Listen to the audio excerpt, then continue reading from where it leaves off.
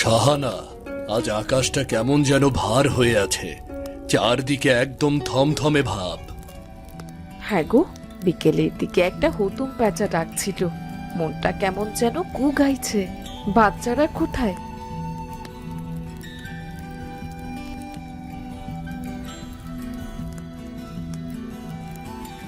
আমরা এখানে মা, এনা আজ আমাদের বাড়িতেই থাকবে।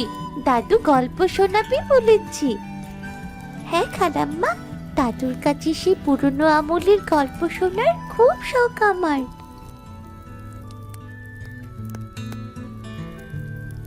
কিসের গল্প? দাদু তো শুধু ভূতের গল্প বলে সবাইকে ভয় দেখান, ওসব আমি বিশ্বাস করি না।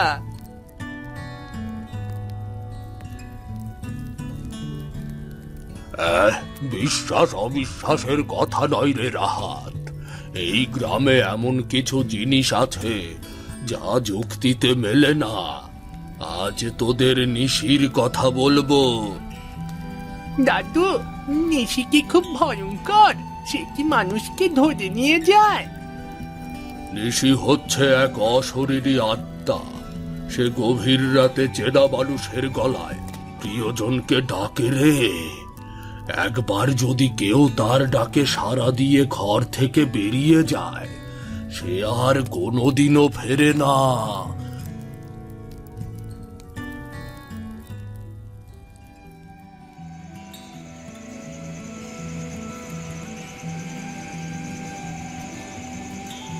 করিম ভাই যা বলেছেন তা ঠিকই বলেছেন। মনে আছে হাকিম, তোর যখন 7 বছর বয়স, তখন পাশের পাড়ার জহিরকে নিশি ডেকে নিয়ে গিয়েছিল। 3 দিন পর তাকে পাওয়া গেল সে পুরনো শ্মশানের বট গাছের ডাতে, পুরো শরীর রক্ত শূন্য।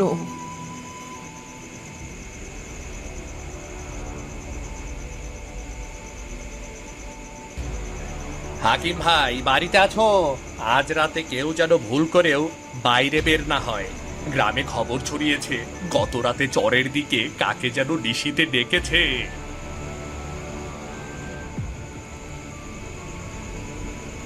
আরে সোহেল চাচা, ওসব তো মনের ভুল, হয়তো বাতাসের শব্দ বা কোনো জন্তুর আওয়াজ হবে। সাহস ভালো রাহাত, কিন্তু দুঃসাহস ভালো না।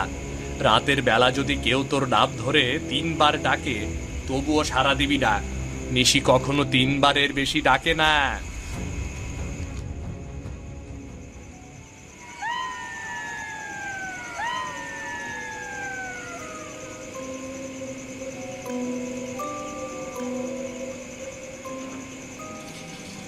রাহাত, ও রাহাত, বাইরে আয় তো বাবা। বাবা এখন বাইরে কেন? হয়তো কলতলায় গেছেন। রাহাত, একটু এই দিকে আয়, তোর সাহায্য দরকার।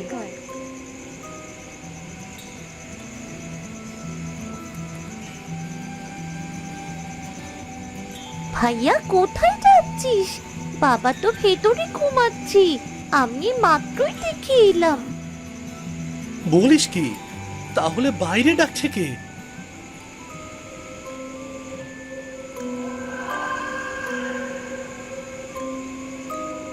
রাহাত, ভেতরে ঢোক। ওটা তোর বাবা নয়, ওটা নিশির ডাক। ভেতরে ঢোক।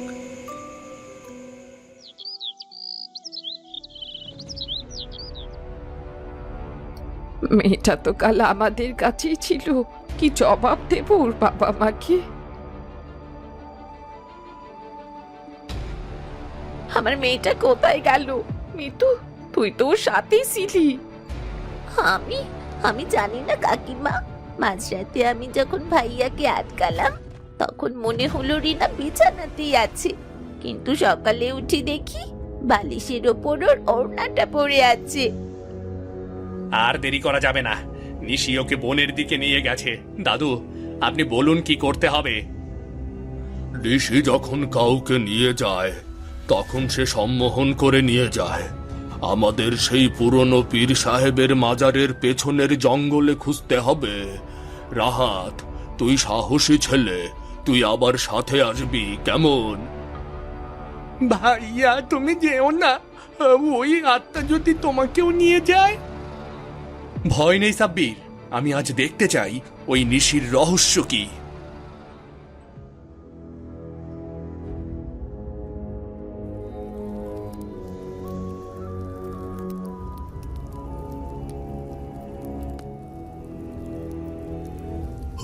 ওইগুলান কি দাদু? ওইগুলার নিশির চিহ্ন। ও যখন কাউরে ধরে তার চিহ্ন এমনিই রাইখা যায়। সাবধান, কেউ বিচ্ছিন্ন হইবি না, সাবধান। বাঁচাও, আমাকে বাঁচাও, আমি এখানে গর্তে, আমি এই গর্তের ভেতরে। ওই তো রিনার গলা, ওই তো। দাঁড়ান, এটা ফাঁদ। নিশি এখন রিনার গলা নকল করেছে আমাদের বিভ্রান্ত করার জন্য। আসলে রিনা কোনো শব্দ করতে পারছে না।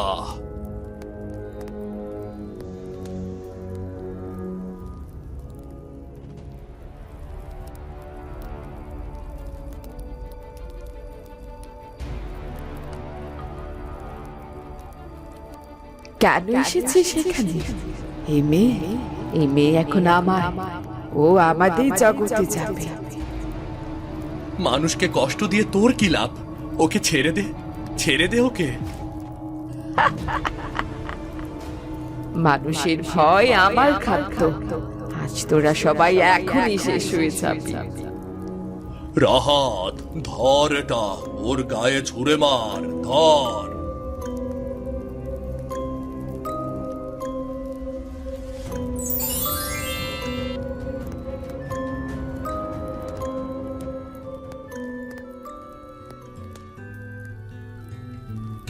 রিনা, মা আমার চোখ খোল, চোখ খোল। আজ তুই না থাকলে বড় বিপদ হয়ে যেত রাহাত।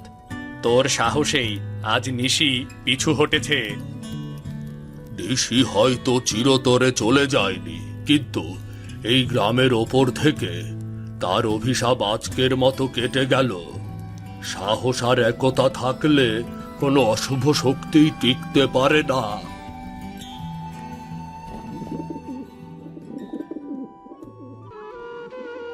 তোমরা সবাই সহি সালামতে ফিরে এসেছো। তুই আর কখনো একা একা কোথাও যাবি না রিনা। এখন থেকে আর ভোরের ডাক নিয়ে ভয় নেই। আজ থেকে এই গল্পটা হবে বিজয়ের গল্প। রাহাত ভাইয়া, সেদিন রাতে যখন নিশি আমায় ডাকছিল, তখন কেবল মানুষের গলাই না, একটা পুরনো কাঁসার ঘন্টার আওয়াজও শুনতে পাচ্ছিলাম। আর সেই শব্দটা আসছিল ওরা জমিদার বাড়ির ওই দিক থেকে। ঘন্টার আওয়াজ? কিন্তু ওই বাড়িতে তো বহু বছর কেউ ঢোকে না। দাদু বলেন ওখানে অভিশাপ আছে। তার মানে কি নিশি ওখানে লুকিয়ে থাকে? চলো না ভাইয়া, আমরা গিয়ে দেখে আসি। একদম না, একবার বিপদে পড়ে শিক্ষা হয়নি, আগে দাদুকে বলা দরকার। তোরা যেটা শুনেছিস সেটা নিশির ঘন্টা। বহু বছর আগে এক লোভী জমিদার তার কাজের লোকদের দিয়ে এক সাধুর জপ করার ঘন্টা চুরি করিয়েছিলেন। সেই সাধু অভিশাপ দিয়েছিলেন যে এই ঘন্টা যখনই বাজবে গ্রামের কোনো না কোনো প্রাণ নিশি হয়ে যাবে। কি বলছেন দাদু? আমি আজ সকালে জমিদার বাড়ির পাশ দিয়ে আসার সময় দেখলাম ওখানকার পুকুর ঘাটে অদ্ভুত কিছু পায়ের ছাপ। সেগুলো মানুষের নয়, উল্টো দিকে হাঁটা কোনো প্রাণীর। তাহলে কি রিনাকে ফিরে পাওয়াটা নিশির বড় কোনো চাল ছিল? সে কি আমাদের সবাইকে ওখানে টেনে নিয়ে যেতে চায়?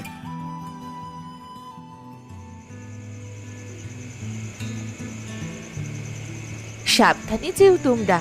রাহাত, বাবার খেয়াল রাখিস। এটা তোর পরদাদুর তলোয়ার। এটা লোহার তৈরি। অশুভ শক্তি লোহাকে ভয় পায়, সাথে রাখিস এটা।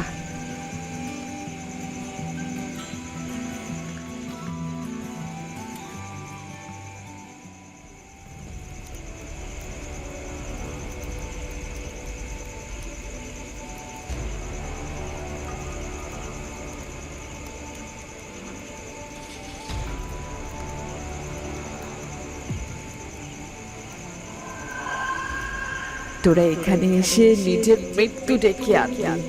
এই ঘন্টা যতদিন বাজবে আমি অমর থাকবো। তোর অমরত্ব আজ আমরা শেষ করব।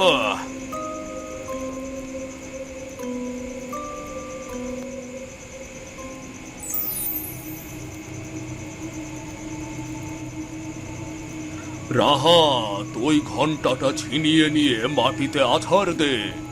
ওটাই ওর প্রাণ, ওটাই ওর প্রাণ।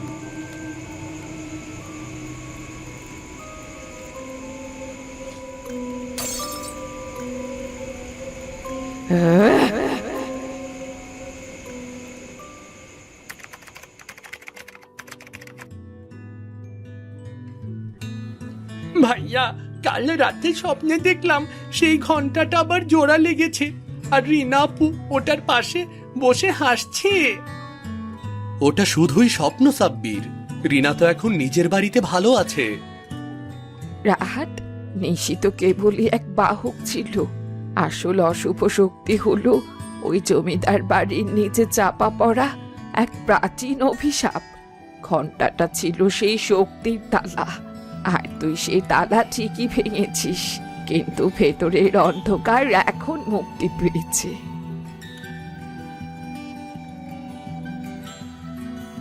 বড় বিপদ হয়েছে। গ্রামের ছোট বাচ্চারা সবাই ঘুমের ঘোরে হাঁটতে হাঁটতে সেই জমিদার বাড়ির দিকে যাচ্ছে। মিতু আর রিনাও তাদের দলে আছে। রাহাত, এবার তোর তলোয়ারে কাজ হবে না, বুদ্ধির লড়াই লড়তে হবে।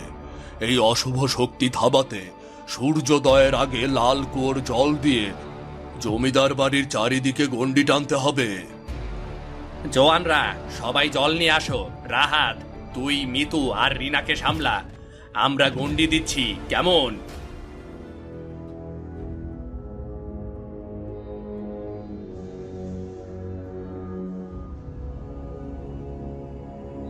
রিনা, ফিরে আয়। তোরা এটা করিস না, ফিরে আয়। রাহাত, ভেবেছিলি সাধারণ মানুষ হয়ে প্রাচীন আত্মাকে হারাবি? দেখ, আমার রক্ত মাটিতে যতবার পড়েছি, ঘন্টাটা ততবারই প্রাণ ফিরে পাচ্ছি।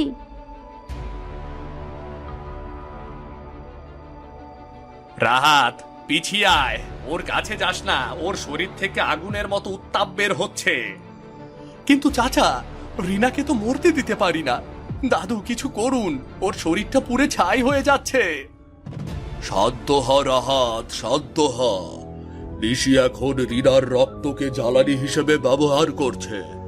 ওটা এখন রিনা নয়, ঋষির মায়া। নজর সরালে চলবে না, কিছুতেই না। এই নে তামার শিকলগুলো। রিনা, এই মন্ত্রপুত শিকল তোকে আটকে ফেলবে। করিমালি, এই তোর পুরনো খেলনা দিয়ে আমায় আটকে রাখতে পারবি না। আজীবন হবে তোদের কবরস্থান।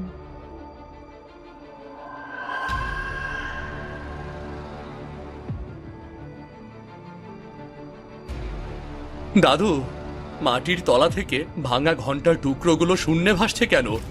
ওগুলো তো নিজে নিজেই জোড়া লাগছে।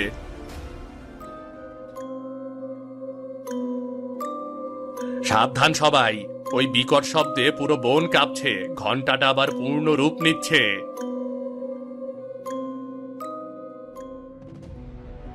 ভাইয়া, পালাও। গ্রামের কুয়ো থেকে এখন আর জল নয়, কঙ্কাল বের হয়ে আসছে। সবাই মরছে ভাইয়া, পালাও ভাইয়া, পালাও। আর পালানো নয় সাব্বির, যা শেষ করার আজই করতে হবে। দাদু, আমাকে বলুন কি করতে হবে। আমি আমার প্রাণ দিতেও রাজি আছি। রাহাত, ঘন্টার মাঝখানের কালো পাথরটাই নিশির প্রাণ। ওটা বাজানোর মুহূর্তে এই পবিত্র ছোরাটি ওখানে বিধিয়ে দিতে হবে। মনে রাখিস, লক্ষ্য ভ্রষ্ট হলে তুই নিজেও নিশির দাসে পরিণত হবি। আমি রিনার দৃষ্টি সরিয়ে রাখছি। তুই সুযোগ বুঝে ঝাঁপিয়ে পড়বি রাহাত, কেমন? সুযোগ বুঝে ঝাঁপিয়ে পড়বি। রাহাত, থাম। ওটা স্পর্শ করলে তোর আত্মা পুড়ে ছাই হয়ে যাবে। আজ তোর এই অভিশপ্ত খেলার শেষ দেখে ছাড়বো।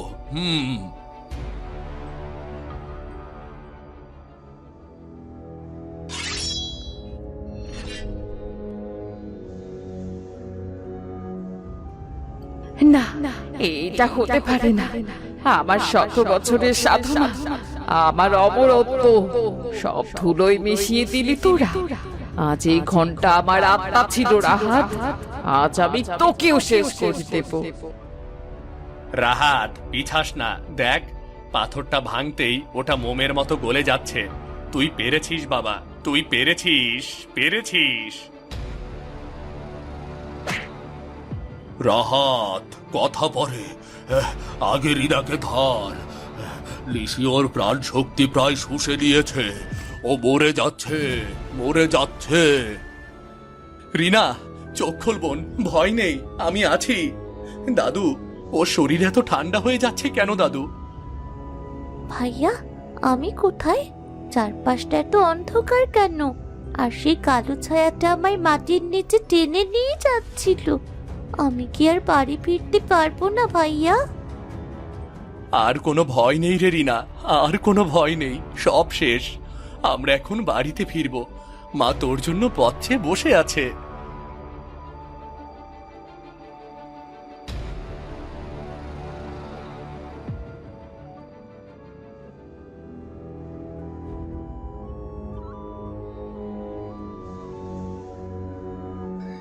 দাদু, কুয়োর জল এত পরিষ্কার হলো কিভাবে?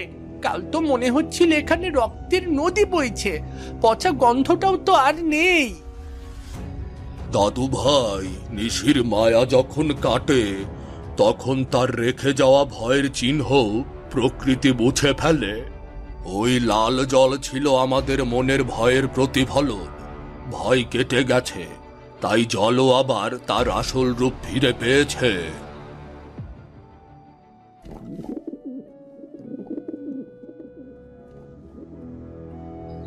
দাদু, সেই রাতের ওই ঘন্টার আওয়াজটা মাঝে মাঝে কানে বাজলে মনে হয় অশুভ শক্তি কি সত্যি এত সহজে হার মানে, নাকি তারা সুযোগ বুঝে আমাদের চারপাশেই মিশে থাকে?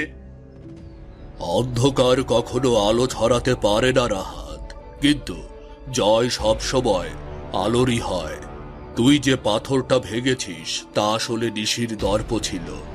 সেই দর্প চূর্ণ হয়েছে বলেই আজ আকাশ এত পরিষ্কার। ঠিক বলেছেন চাচা, কিন্তু আমার কেন জানি মনে হচ্ছে বাতাসটা হঠাৎ ভারী হয়ে এলো। দেখ তো রাহাত, বনের ওই শেষ প্রান্তে ওটা কিসের ছায়া? একটু দেখ তো, দেখ।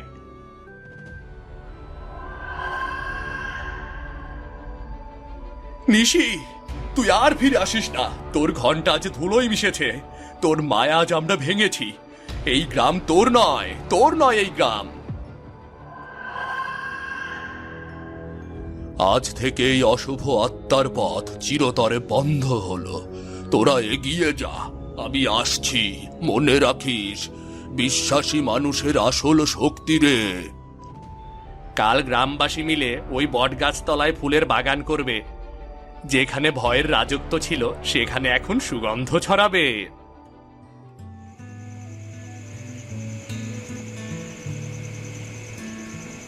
ভাইয়া দেখো, আর কোনো রক্ত নেই, কোনো কালো মায়া নেই। হ্যাঁ সাব্বির, ওটা শুধু মায়া ছিল রে। ভয়কে আমরা কুয়োর গভীরেই কবর দিয়েছি। আজ থেকে এই গ্রামে কোনো নিশি ডাকবে না। অনেক তো হলো বড়দের কথা। এবার চলো তো ভাইয়া, মা রাতের খাবার পেরে আমাদের জন্য অপেক্ষা করছেন। চল রিনা, আজ থেকে শুধু শান্তির ঘুম নামবে। আমাদের লড়াই সার্থক হয়েছে। এখন আর কোনো অভিশপ্ত ঘন্টা নেই, শুধুই আমাদের হাসি মুখ। চলো বাড়ি যাই, চলো।